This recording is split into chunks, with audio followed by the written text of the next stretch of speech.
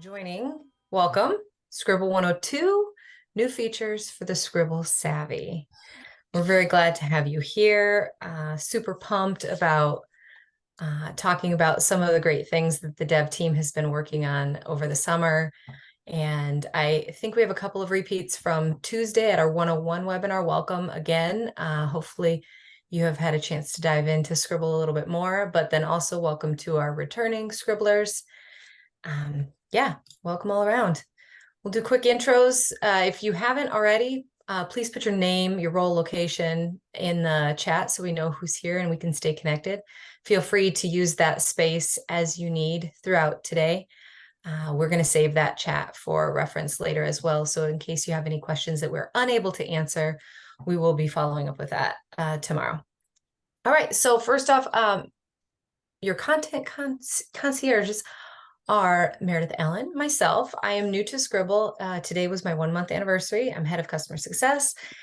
Very excited to be on the team. I was a classroom teacher. I consider myself an educator forever, but I was a classroom teacher for 11 years in rural Iowa. And then I moved over to another software company, Spotify, for a little bit, and then headed over here a month ago. Victor, the co-founder, and I have been friends for quite a while.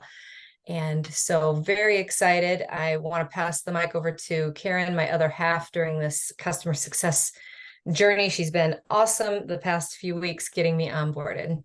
Thank you, Meredith. And my name is Karen. I'm originally from Florida, and I currently live in Georgia. I've been with Scribble for about 9 months now. I have 17 years in the brick and mortar classroom, teaching music education, English as a second language, world literature, German, a bunch of different things, and 6 years teaching in the online forum. And I joined Scribble recently, and I love what I do. Very happy to be here, and I'm your point of contact if you need help with anything or individual trainings. And in the emails that you got from me yesterday, in the bottom, you'll see that there are links to schedule those times with me. So anytime you need help, please feel free to reach out. We're here for you. Amazing. And you can see our emails are there on the board as well. So take note if you'd like. I'd like to add that we're sharing the recording and the session deck tomorrow as a follow-up email. So look for that. If you see something on the screen and you're like, oh, wait, I need to have that, you'll have access to everything you're seeing on the screen tomorrow in a couple of different forms. Today's agenda, we already did introductions. Welcome far and wide. The meat and potatoes of today is going over our product updates as it was advertised in the description of the webinar. So that's really going to be the main focus. Karen's going to run the show during that time. And I believe she's okay with this, but popping in questions throughout is always welcome. But then at the end, we will have a devoted Q&A section for any questions that you might have had during the product updates or questions in general that you've had burning to ask. And then we'll end today just sharing a little fun Scribble challenge that we are posing to our teachers, and then send you with all of the resources and support that you might need as you get rolling with Scribble back to school. All right, I'm going to stop sharing and go ahead and let Karen take over. Okay, so we've got new features, and I just want to let you know ahead of time, I've created these videos or the GIFs to go along with it. If it goes a little quickly, please, as Meredith said, be assured that we will be sending this to you so you can slow it down and look at it however often or frequently you'd like to. Okay, so you asked for it and we made it a reality. Now you can seamlessly create group research assignments for your students. Yay! Let's take a look at it in action. All right, so if you want to create an assignment, you can go into the assignments tab and click new. But for our purposes today, what we're going to do is duplicate an already existing assignment so that we can see stuff that's already populated. So the first thing you'll want to do is go to the basics change the name, put in the information, due date, close date, and now we can see that we have a group option. Scribble automatically groups the students into a class or a section, so we need to select which class or section we want to use, and conveniently you can see how many students are in each class in the parentheses. Once you set up those groups, you have the option to either add a group manually, or you can randomly assign groups and you can manipulate however many people you want to be in each group. Once it creates, it will automatically populate. And, as teachers are often aware, sometimes students need to be in different groups from their friends. So Chris and Mike, they're chatty Cathy. So we're going to move Chris into another group so that all the groups can be more productive. And then you can name each group whatever you would like it to be. Just click in there and type in your new name. And on the basic screen, you'll see all of your groups are listed. So now we love the data applications that we get in Scribble. So in order to see that data, we need to make sure we're checking everything in the options and requirements. Set everything that you want, the number of sources that you need, and then you can include additional sources. Like when I'm teaching world literature, I always like to include sources that tell the students how to write a research paper, link them up with the Purdue OWL so that they can check on citation styles. I also like to give them the CRAP test to learn about their resources and whether or not they're credible. And so I include all of those. You don't have to do this step, but I just wanted to show you how it does. This way, each of these articles that you select is populated into each student's assignment library, and they can annotate on them, and it doesn't mess with your copy. You can also create an annotation key, just like in the regular individual assignment, so that everyone has a common style. We can set up the bibliography. We default to MLA 9, but you can choose any of 10,000 popular or obscure citation styles. I would not allow the students to choose the citation style because that could mess things up. You want to set up the bibliography sources. You have the choice to use an annotated bibliography. I'm going to pause this for just a second. Using an annotated bibliography is great when you could have making an annotated bibliography one assignment as a part of this larger assignment. So you could actually have grade checkpoints for every part of this. Like they collected 5 sources, that's a grade. They annotated their bibliography, that's a grade. So these are just different options that you can use. All right, we'll continue. We have these options for like history and science fairs.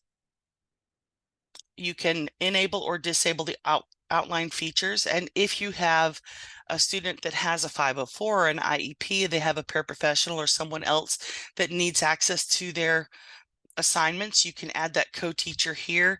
You may need to reach out to Andy at Scribble for these if there's, let me pause this again, because right now any co-teachers will see every student's work. But if you want a co-teacher to see an individual student's work, you can reach out to Andy at Scribble.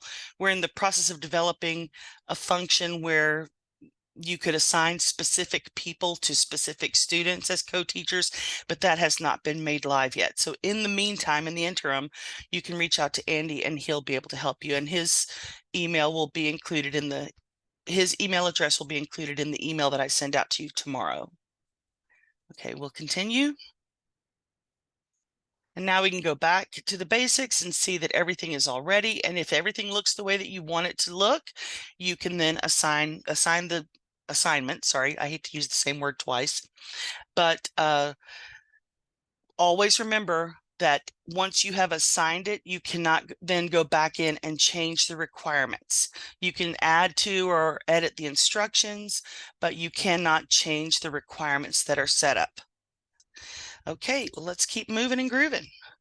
All right, a new feature that we have that is currently live, and I forgot to mention, group assignments are live now, so you can start doing those today. We also have a new feature called a journal search. So let's take a look at that. The journal search works very similarly to when we want to add a book. So a lot of you already are familiar with how to add a book quote. Journal source is the same type of thing. With journal search, you can now effortlessly add journal sources to your Scribble library. You have the flexibility to search for these sources using various criteria like author, title, topic, or DOI. However, it's important to note that the journal search won't provide the actual content of the article. Instead, it offers you a comprehensive citation information.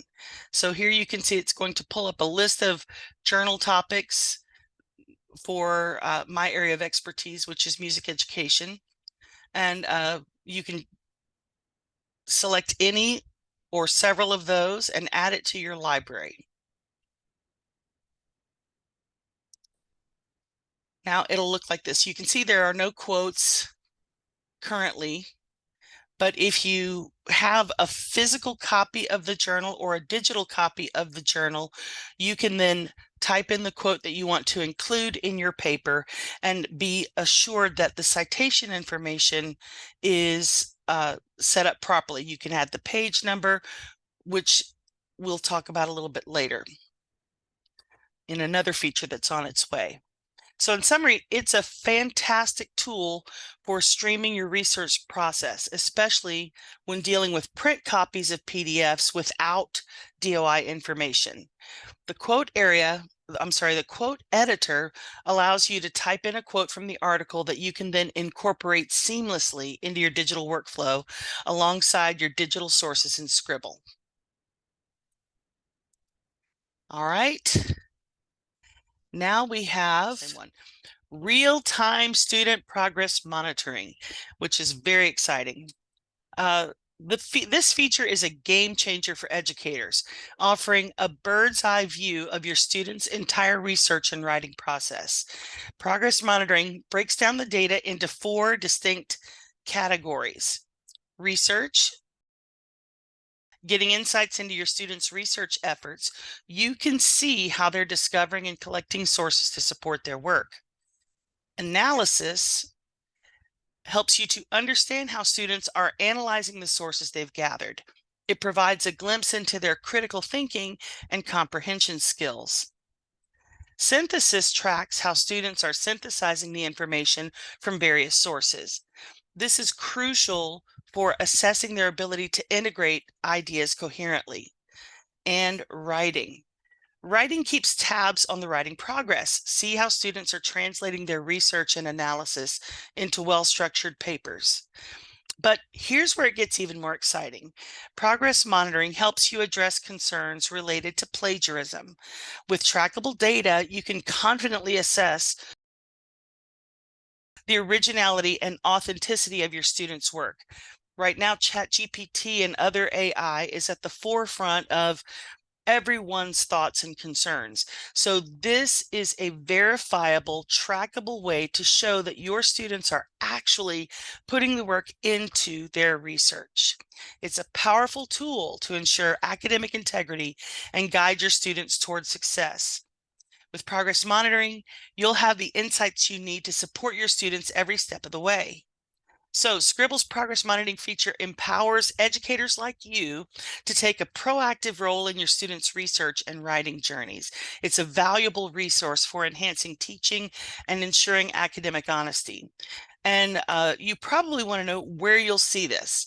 The work progress detail view is in the assignment category. So when you look at the assignments and you look at the overall data, each individual student now will have this feature at the very end of their rows. So it's a wonderful tool. Love it. Okay, let's keep moving on. Those features are current and live and active, and you can use them today. Things that are coming very, very soon are tours and interactive demos. So we have redesigned tours. Let's take a look at those. If you are on the Scribble screen in the Scribble proper, you now can go to a tours, or you will be able to go to a tours tab, and you can go through lots of different tours for a lot of different features. We tried to put a tour for every single tab and every single feature and every single function, so that if you have a question, you have this resource to look at first. If you can't find the answers you need, you can still reach out to us through help or feedback or using the help feature at the page. Those are very exciting. And next we have interactive demos, and these are going to be brand new. And here's a screen grab of what one will look like. So the interactive demos, like this is the highlighter demo, and it's going to walk you through every aspect and give you some assignments along the way to make sure that you understand. So it'll ask you to highlight something. Once you do that, it'll ask you to do something else. And so these tours these demos are extremely beneficial. So I'm excited. They look great. I know that you're going to love them when they go live. We'll just continue to watch this one. Highlight something using the new pen color.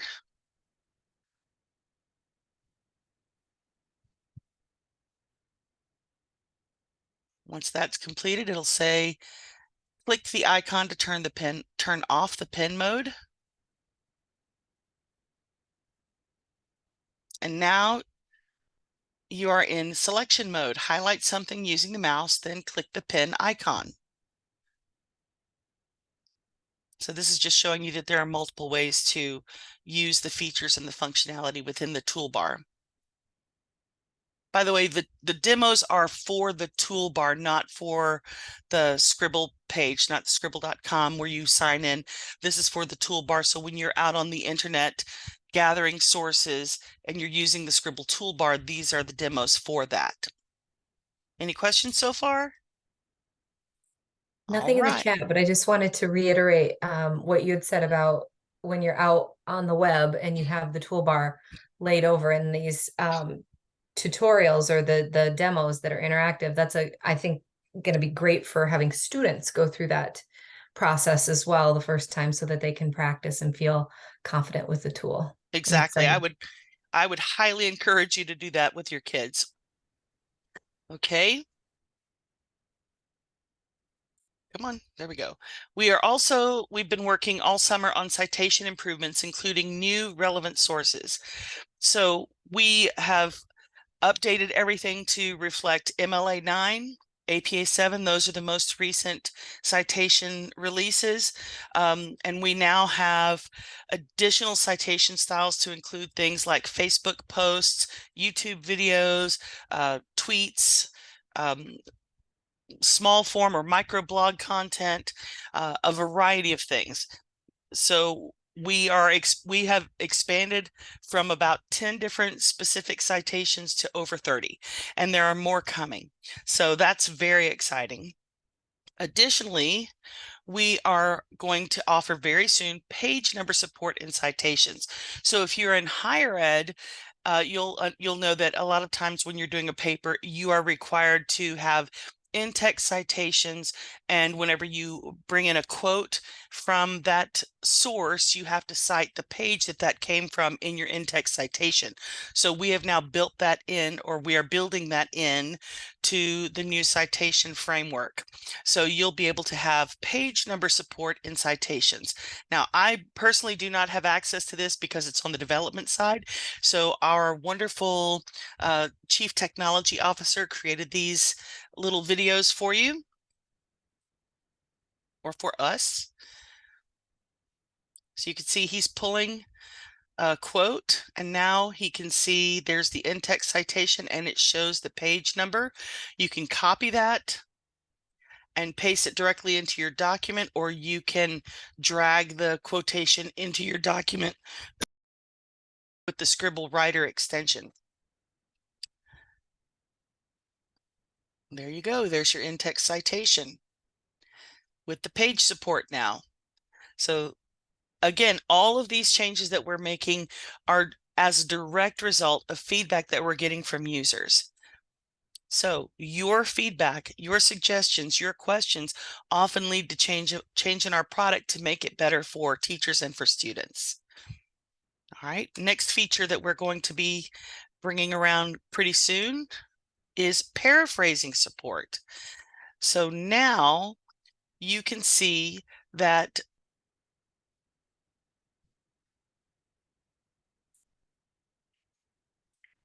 So there's the original quote.